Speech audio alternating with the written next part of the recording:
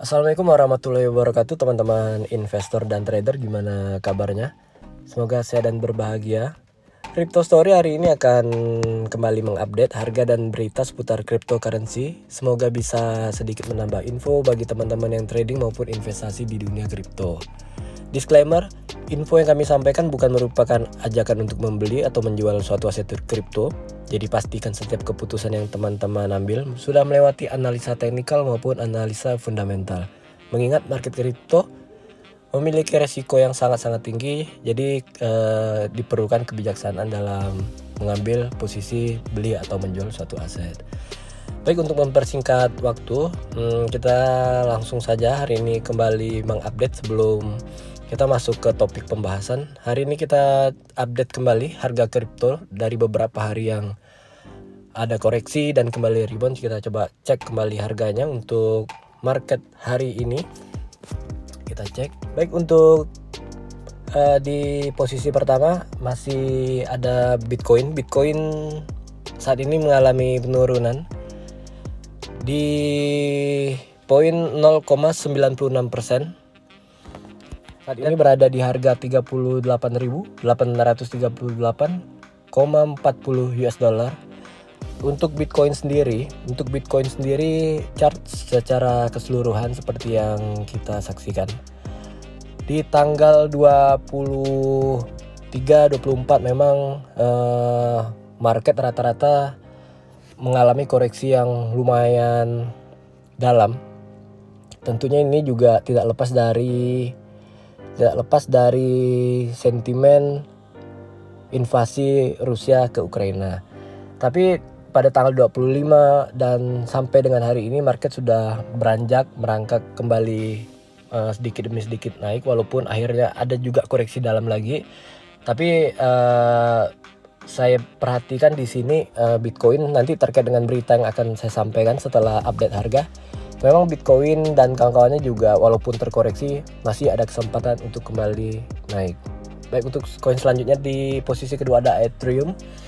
Ethereum mengalami penurunan 0,76%. Saat ini berada di harga 2,2762,16 US dollar. Ethereum juga secara chart dalam satu hari ke belakang itu hampir mirip seperti Bitcoin, walaupun ada rebound dan akhirnya kembali merangkak naik. Di koin ketiga ada Binance. Binance mengalami penurunan 0,96%. Saat ini Binance berada di harga 372,05 US dollar. Untuk chart Binance dari ketiga koin ini sepertinya memang mirip, walaupun tetap ada perbedaan tapi mirip. Mulai dari fase rebound sampai dengan fase koreksinya. Jadi boleh dipantau di tiga koin ini. Kalau saya pribadi di koin keempatnya ada XRP, Cardano, Solana, Terra, Polkadot, Dogecoin, Shiba Inu, Polygon, Cosmos, Chainlink, Decentraland, dan The Sandbox. Jadi untuk koin-koin yang lainnya mungkin tidak akan saya update ya, mengingat waktu mereview saya khawatir nanti teman-teman juga bosan. Kita coba lihat updatean berita untuk Bitcoin.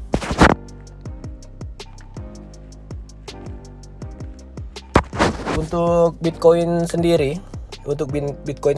beritanya dari zicrypto.com. Memang paus dalam jumlah besar membeli puncak di level tertinggi dalam waktu 1 bulan. Ini saya rasa ini yang juga menyebabkan akhirnya market kembali sedikit-sedikit kembali merangkak naik. Kita coba lihat berita selanjutnya dari ZY Crypto. Paus Bitcoin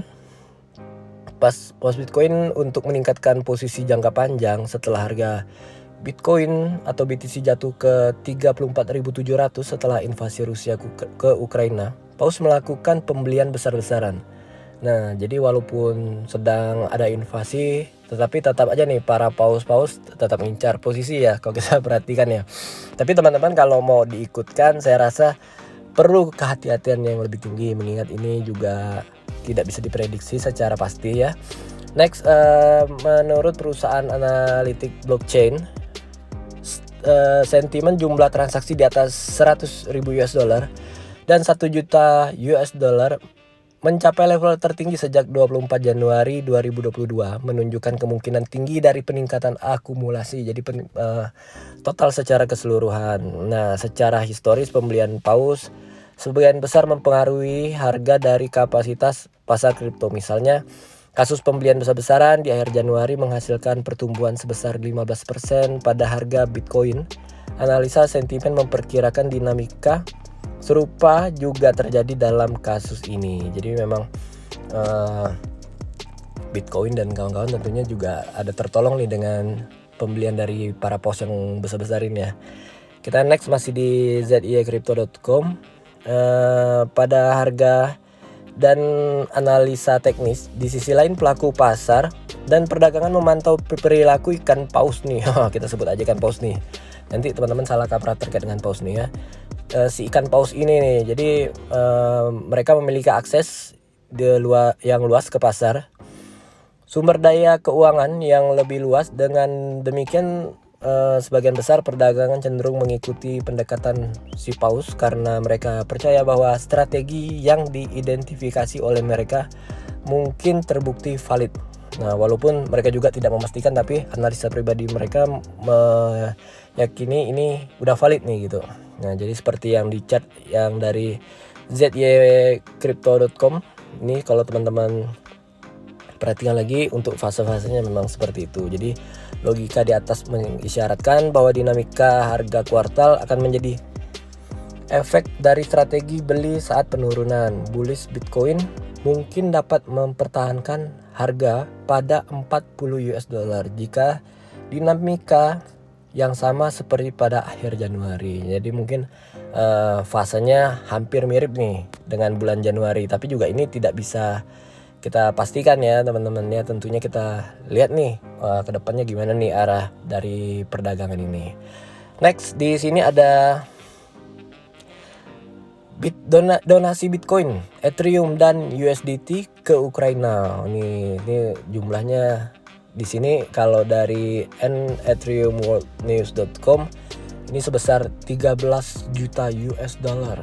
Wah, jadi lumayan besar ya sumbangan kripto tertranskripsi ke Ukraina telah mencapai 13 juta US dollar. Wah, lumayan besar. Ini termasuk 1349 Ethereum dan 204 Bitcoin dan berbagai jumlah Tether USDT dan USD coin lain-lainnya. Sumbangan Ethereum dan Bitcoin bisa menjadi apa setelah menstabilkan BTC dan ETH dalam beberapa hari terakhir. Aliran donasi kripto yang konstan dan penggunaan kripto di Ukraina dapat menguntungkan pasar.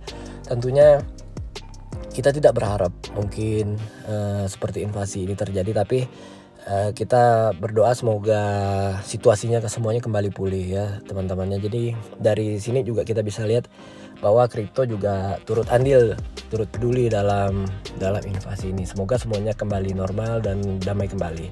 Masih di sini kita lihat nilai sumbangan kripto transkripsi untuk membantu Ukraina dalam upaya mengusir Rusia. Ini mohon maaf ya, ini beritanya memang seperti ini, jadi saya bacakan apa adanya. Mencapai tonggak baru sebesar 13 juta US dollar. Perkembangan ini dibagikan oleh @WU Blockchain melalui pernyataan berikut. Jadi nanti untuk lebih lengkapnya nanti teman-teman boleh cek kembali nih dari berita ethereumworldnews.com terkait dengan yang barusan saya sampaikan ya. Baik, kita lanjutkan berita dari The Daily Hold.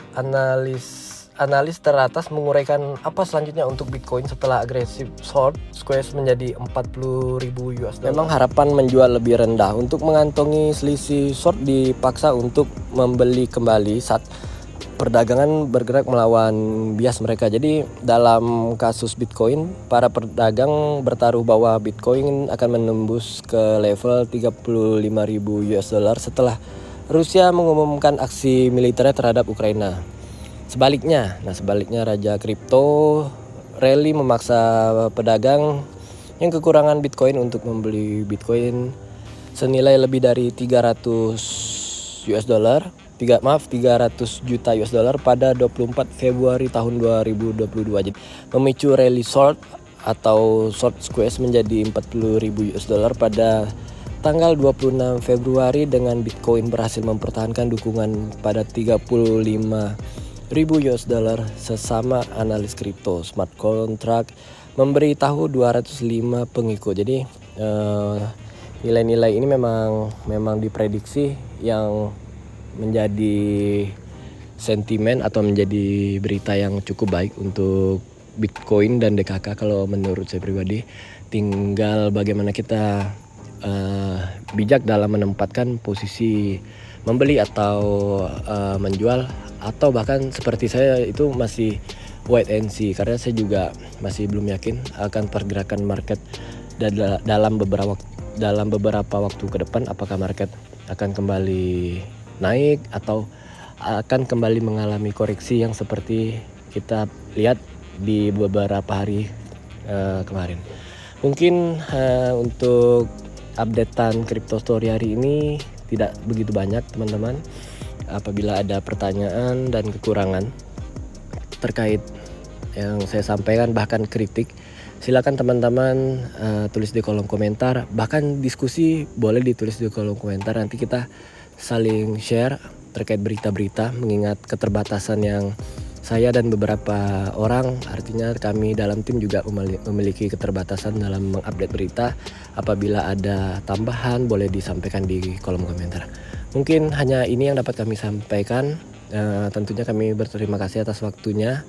Semoga teman-teman selalu sehat, panjang umur, dan tetap jaga protokol kesehatan. Terima kasih dan assalamualaikum warahmatullahi wabarakatuh.